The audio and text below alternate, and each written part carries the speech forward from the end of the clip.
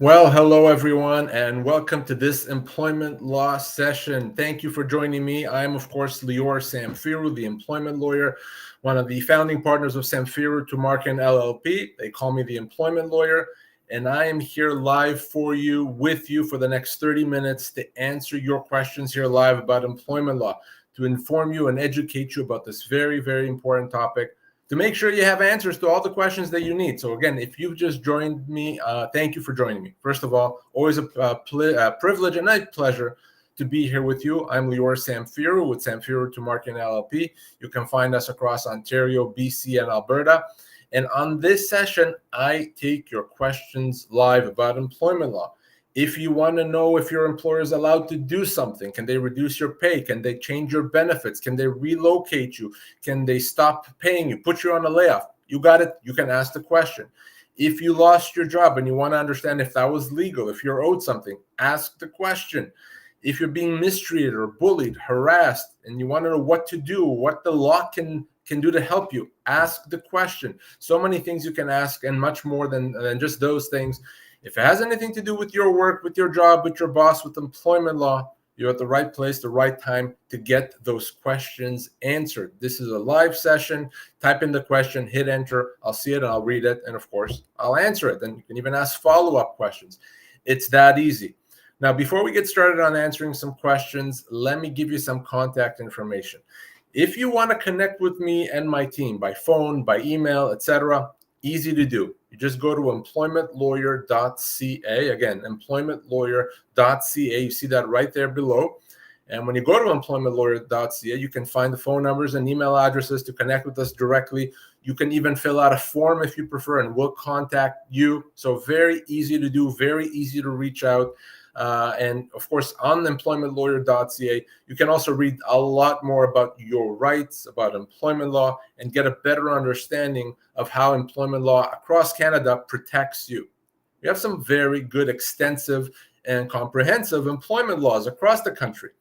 And that's why I want to be here, because I want to tell you what those are. Too many people assume that the law doesn't do anything for them, that there's really no rights, that the employer has all the rights. Not true, not at all.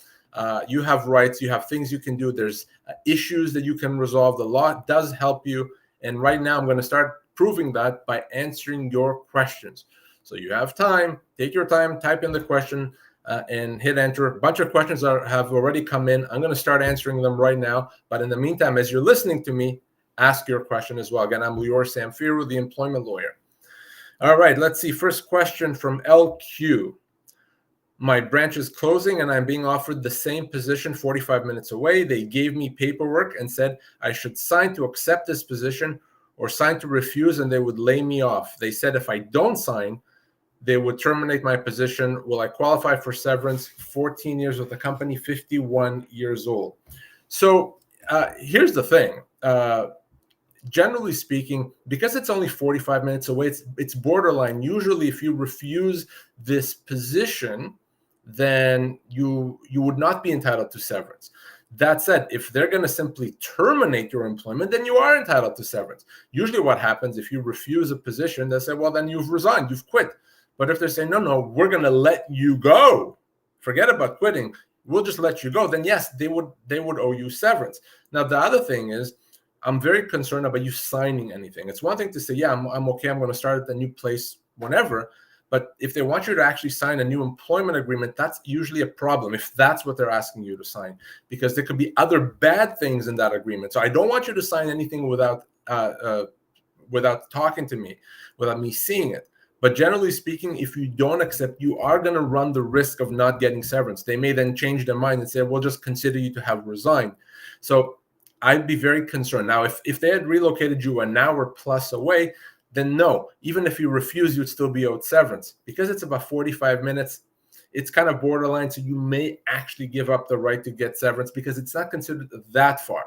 I understand 45 minutes is substantial, but usually kind of I look at an hour plus away before the move itself gives you the right to insist on severance. So LQ, hopefully that makes sense. Feel free to ask a follow-up question, but please don't sign anything without connecting with me. Of course, to reach me, very easy to do. Employmentlawyer.ca. Again, employmentlawyer.ca. You see that right there on the screen, employmentlawyer.ca. If you've just joined us, that was the first question that I answered. I'm Lior Samfiru, the employment lawyer. I'm going to continue answering a bunch more questions right now. You have time. So if you're watching me, thank you. First of all, really appreciate you being here. But beyond just watching and listening and learning, you can have your questions answered live right now about employment law, about workplace rights. So take advantage of the fact that I'm here. All right, next question, continuing to answer them. Great questions so far. RMAC has a question. RMAC asks, can an employer refuse to bring you back after parental leave? They like your replacement more and want to keep them instead. No, absolutely not. They cannot do that, RMAC. Doesn't matter if they like the replacement more. Frankly, too bad. They have to bring you back. If you're a mother or a father that takes parental leave, they have to bring you back to the same job, same position, same pay, same everything. And if they have a replacement, they have to find something else without replacement. That's their problem. Now, if they refuse, if they say, we don't care what Lior says, we're going to do it anyway. We're not going to bring you back. Number one, that could be a human rights violation. That could be an Employment Standards Act violation. That could be a wrongful dismissal. It's completely and utterly illegal. So, RMAC, here's how I'm going to leave this with you. If they do anything to you other than bring you back to the same job, you call me right away, okay? If they bring you back same job, all good, no problem. If they do anything other than that, you call me right away. And to call me, to get my number, email address, very easy to do. Just go to employmentlawyer.ca. Again, employmentlawyer.ca, RMAC. That's the way to find me, my team, to get our contact information. So please don't ever be bashful, and I'm here for you. All right. Fantastic. More questions coming in. Let's continue. By the way, if you've just joined us, you're wondering what this whole thing is about. Hey, I'm the employment lawyer, Lior Samfiru. I log on here every Wednesday on this live stream to answer your questions live, to give you that information you need to know about your workplace rights. So right now I'm still live here. You got time.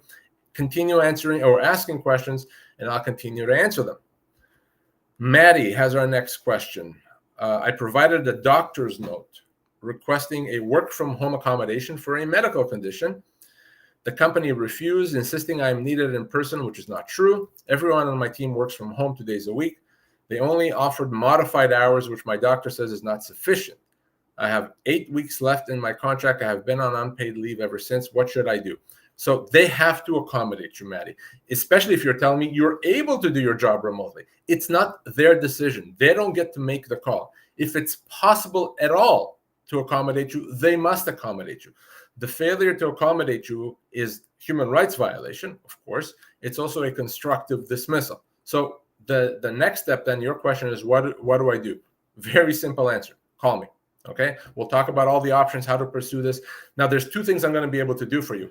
Either I can get them to give you back pay and accommodate you moving forward, or I can get you other compensation. You're not going to go back, and we'll simply get you damages on account of the human rights violation and the constructive dismissal. So either way is an option, Maddie. You know what to do. To connect with me right now, don't wait, okay? Employmentlawyer.ca. Again, employmentlawyer.ca. You did exactly the right thing. You got the doctor's note to say, here's what Maddie needs. Here's the accommodation that he needs. So in that situation, company can't do anything other than follow what the doctor says. Now, if they've tried and they've made all efforts and it's absolutely impossible, okay. But from the sounds of it, they could have easily accommodated you. They have to do it, Maddie. So reach out to me, employmentlawyer.ca. Again, employmentlawyer.ca. Okay, let's continue answering questions, by the way. If you've just joined us, thank you. Lior Samfiru, that's me, the employment lawyer with Samfiru Tumarkin LLP. And I'm here answering questions. So let's continue doing that. Love doing that. More questions coming in. Bring yours too. I want your question. Don't leave here today. Don't let me stop this session without you asking your question. Stevie, who's joining us from YouTube, has our next question. Let's see. Stevie asks, when are you qualified to receive time and a half versus regular overtime? What can you do if you aren't paid this properly? So time and a half is overtime. So I don't know what province you're in. In Ontario, for example, for any hours over 44 hours a week, you have to get time and a half. So if you work 47 hours, you have to get 3 hours at time and a half. So there's no such thing as regular overtime. Overtime is time and a half. So if you've worked more than 40, again, different provinces have different overtime thresholds. In Ontario, it's 44 hours a week. Other provinces, it can be calculated daily, etc. In Ontario, it's based on a week. So it's not paid on a day. So if you work 10 hours today, you don't necessarily get overtime. But if you work more than 44 hours a week, then yes, you get paid over 44 hours. Anything is time and a half. And by the way, even if you're on a salary, they still have to pay you time and a half. Hopefully that makes sense, Stevie. If not, please ask a follow-up question. I'm still here, and I want to make sure you get all the answers that you want.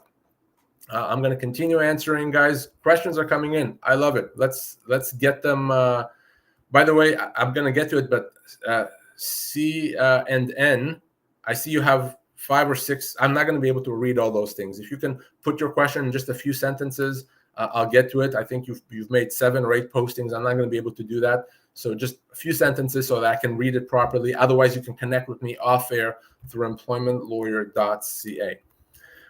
All right, let's see. Our next question is on YouTube from ZY. Is the elimination of a position considered the same as a layoff? So if you lost your job, that's a termination of employment. So that's really it. It's, did you have a job and lose it? There's no such thing. A layoff is something that's not used really in law. If you lost your job, it's a termination. So it's either you've been terminated or not. If your position is eliminated, but they give you a different position and you're still working, then you haven't been let go. But if you lost your job, that's a termination, and now you are owed severance. Depending how long you've worked there, that severance can be as much as 24 months' pay. Now, I mentioned severance, so this is a good time to tell you about how you can find out for yourself how much severance you're owed.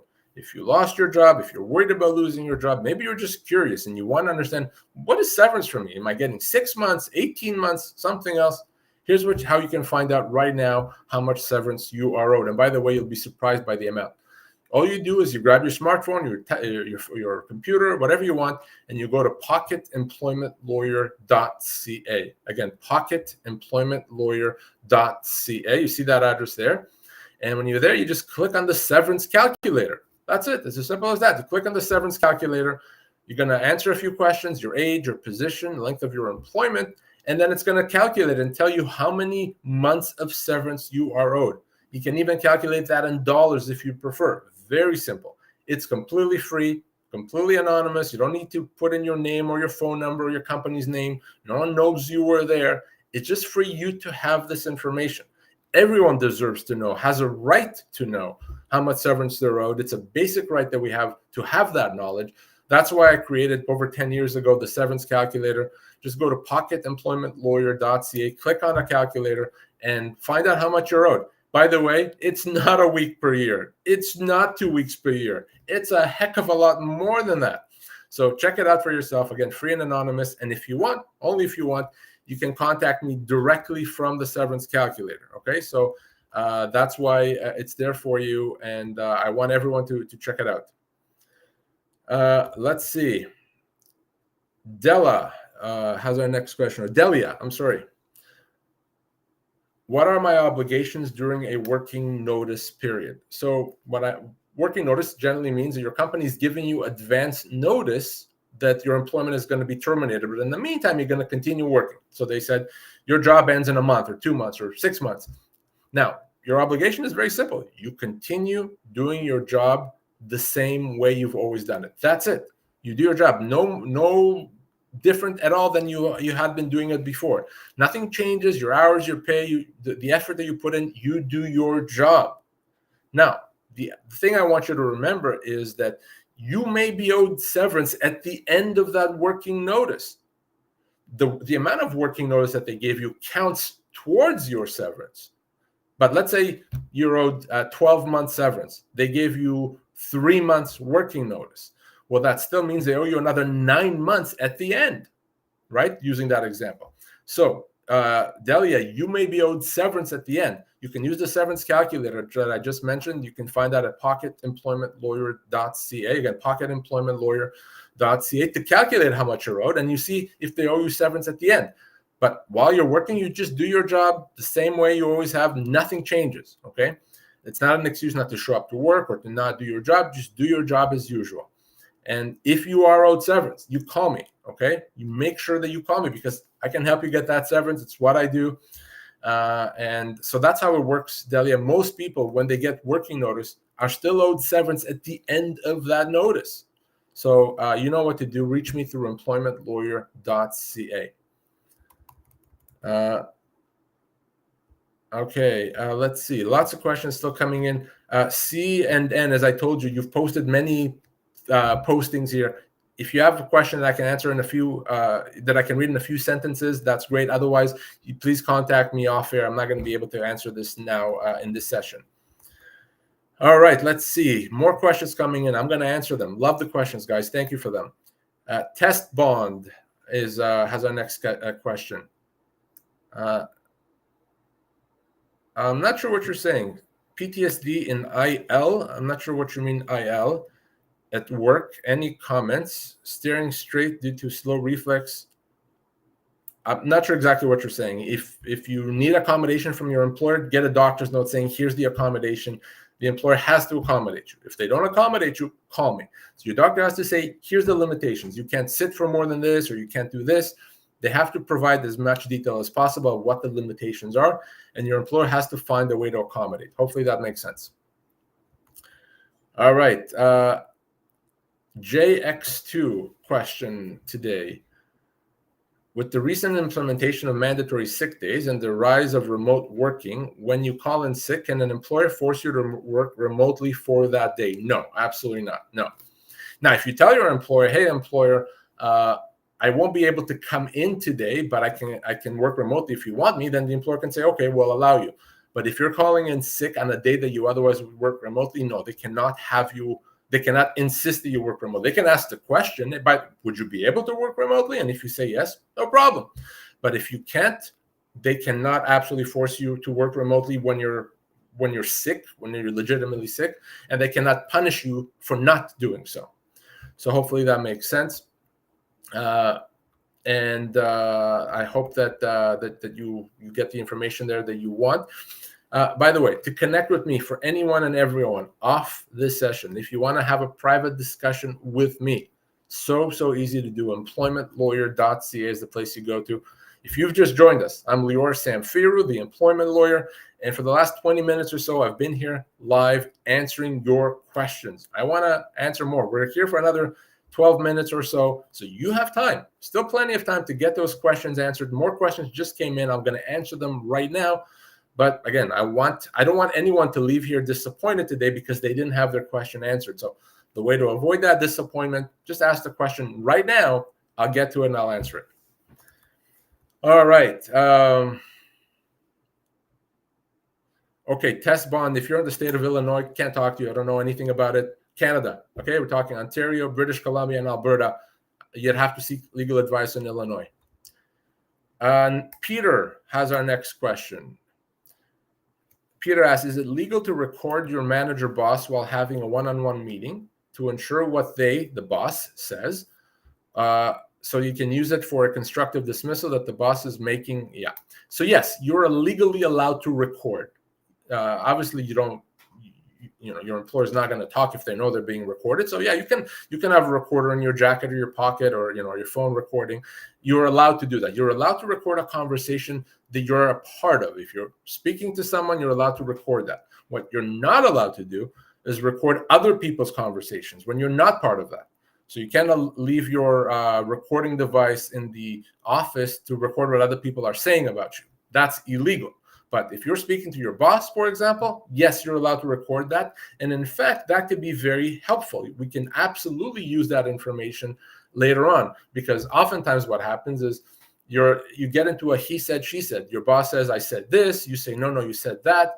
Well, guess what? If you have that recording, we don't have to debate that. No one can lie to us because we have the evidence, the proof of what actually was said. So that could be very, very helpful. So yes, Peter, you can do that. If you think you've been constructively dismissed, don't wait, okay? Contact me ASAP, today, okay?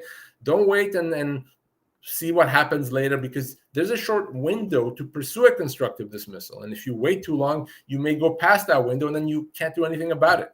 So again, if you think you've been constructively dismissed, if you're not sure what to do, how to respond, what to say, easy, connect with me through employmentlawyer.ca. Okay, let's see.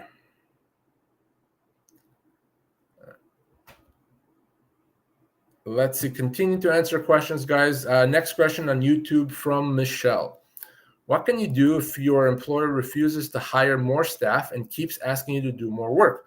I'm working almost 90 hours a week. Well, there's a couple of things you need to do. The first thing is you tell your employer that I'm not okay with that. My job has changed. That's not what I signed up for. I signed up to work 40 hours a week. Now I have to work 90. So I need you to help me. And I'll continue doing this for the next couple of weeks to help you out. But after that, I expect something to change. You need to put that in writing so that they don't say later, oh, you were fine with it. You never said there was an issue. Put that in writing. Now, and if they don't do that, if they say, too bad, we don't care, we'll just keep things as is, that could be a constructive dismissal. Okay, by increasing your hours this way, by changing the job that you signed up for, you may be able to consider that a termination, a constructive dismissal, and force the company to pay you severance. You didn't sign up to work 90 hours a week. They should make sure they have enough resources to get the work done. If they don't, that could be, a constructive dismissal. The other thing that you can do, if you think it's impacting your health, the fact you're working that much, and how could it not, talk to your doctor. And if your doctor agrees, get a doctor's note saying that for health reasons, you can't work more than 40 hours a week. Guess what? At that point, they have to allow that to happen. And if they don't, that becomes a human rights violation. It's illegal. So that doctor's note can also resolve it, but you don't have to have that.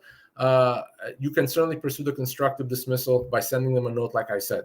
Hopefully that makes sense. And if you have any follow-up questions, Amin, that was Michelle, sorry. Call me.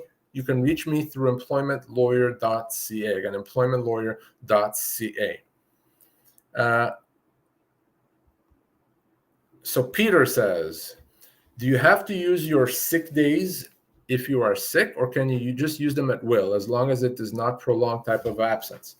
So a sick day is for sickness, okay? So you're not supposed to use them unless you cannot work for health reasons. Now, if your company has other things like a personal day that you can use whenever you want, and you use that.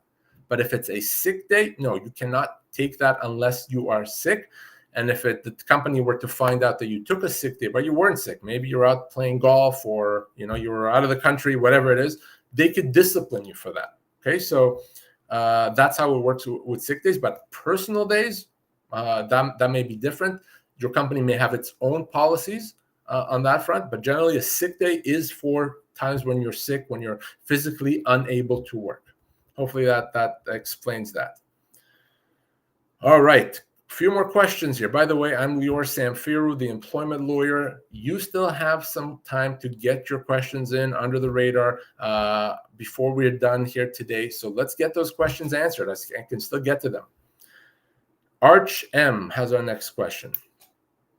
I work remotely with an American company, but they have us work Canadian holidays and give us off the American ones. Is this right? So you work, okay, so it's an American company, you work in Canada, and they give us off the American ones. Yes, that's okay, as long as they pay you statutory holiday for the Canadian holidays that you're working. So yes, that's okay generally, but they have to give you that payment, the statutory holiday pay. So if they do that, then that's okay. Let's see. Min has a question. I am off work collecting workers' compensation, but was recently let go from my position. What can I do? Well, number one, it may actually be illegal to let you go while you're off on workers' compensation. So right now, I want to understand why they let you go. Was it because of this condition? Was it completely unrelated? Second is, of course, you're owed severance. And because you're unable to work, you're still off on workers' compensation, you're going to be owed more severance than usual because it's going to be harder for you to find another job because you're not healthy. You're still dealing with an injury. So whatever severance you normally would have gotten, it's even more now. So what do? You got to contact me ASAP. You got to contact me as soon as possible through employmentlawyer.ca. Again, employmentlawyer.ca, and I'll be happy to help you, happy to talk to you, happy to solve that issue. Okay, employmentlawyer.ca. Let's see. Arch M has a follow-up. Our contracts talk a lot about American employment laws. Are we subject to those laws because we are remote workers of a U.S.-based employer? Absolutely not. No. U.S. laws have nothing to do with you. It doesn't matter what contract you signed. If you work in Ontario, or sorry, it doesn't have to be Ontario. If you work in Canada, the laws of the province that you work in apply to you. It doesn't matter if it says the laws of Michigan, irrelevant to you. Okay? So if you work in Ontario, it's the laws of Ontario. If you work in BC, it's the laws of BC. And oftentimes American companies don't understand that, and they find out the hard way later. Holy cow, this was a waste of paper to say that U.S. laws apply. So no, it's only Canadian laws that apply to you if you physically work in Canada. You can't get around, or the company can't get around Canadian laws by saying that the laws of a different jurisdiction are going to apply. Not at all, not even close. Let's see. Sorry, I'm going to just see here where I left off. All right, so for some reason it scrolled all the way to the bottom here, so I'm just going to see where I left off. Okay, let's see, on YouTube from Lewis. Can you explain what overtime exemption means? I work 60 hours a week, but only get paid for 44. I'm a salaried employee in a management position. So generally speaking, managers are exempt from overtime. So essentially, managers don't qualify for overtime. So whereas more employees that are not managers have to get time and a half for anything over 44, managers don't have to get time and a half. So if you get paid, I don't know, $1,000 a week as an example, there's really no time limit. They can have you work 44, 50, 60, and they don't have to pay you extra, as long as, of course, you don't make less than minimum wage. So if they have you work 130 hours, you know what I mean, you'll make less than minimum wage. But as long as you get paid at least minimum wage, the overtime rules don't apply to managers. Don't ask me why. It's simply the way employment standards legislation says. That's what it says. So that's how it works with overtime. Okay, Della has our next question. What are the entitlements an employee should get upon being let go or being terminated 24 years with the company? So you're owed severance. Depending on your age and the type of job, you could be owed as much as 2 years pay, 24 months. You're owed severance. So the company has to pay you as if you were still working for those 2 years. Your salary, your benefits, your bonuses, your pension contributions, everything that you would have received. So Della, if you want to know specifically how much you are owed, go to pocketemploymentlawyer.ca. Again, pocketemploymentlawyer.ca. Use the severance calculator and find out there exactly what you are owed, Della. But if you lost your job, call me right away. Okay. There's a 90% chance that whatever the company has offered you is a lot less than what you're actually owed. Okay. So you call me. Doesn't matter if you work for 24 years, for 24 months, or for 2.5 months. You got to call me if you lost your job. All of you, always, no exceptions to that. If you sign off on what the company offered, there's a 90% chance that you're owed much, much more than that. Don't let that happen. Mary, no. Canada only, can't help you with U.S. matter. Ontario, British Columbia, and Alberta only. Guys, this is the time that we have for today. Thank you so much for the question. By the way, my colleague, Alex Lucifero, will be here tomorrow on Thursday at 12:30 p.m. to talk about employment law, disability law. You can join Alex tomorrow at 12:30 p.m. Same time, same place, 12:30 p.m. Eastern. So you can check that out. I'll be back next week as well. But if you need me and my team before then, don't wait. Don't wait till Alex comes here tomorrow or me coming back next week. Contact us today. You can do that through employmentlawyer.ca. Again, employmentlawyer.ca. First place you go to get your issues resolved, to get us to roll up our sleeves and help you. Guys, I answered a lot of questions today. Really a pleasure. Thank you so much for the questions. I'm Lior Samfiru, the employment lawyer with Samfiru Tumarkin LLP. I'll be back here soon. You know how to reach me, employmentlawyer.ca. Thank you guys for joining me. Thanks for your time, and we'll talk again soon. Bye now.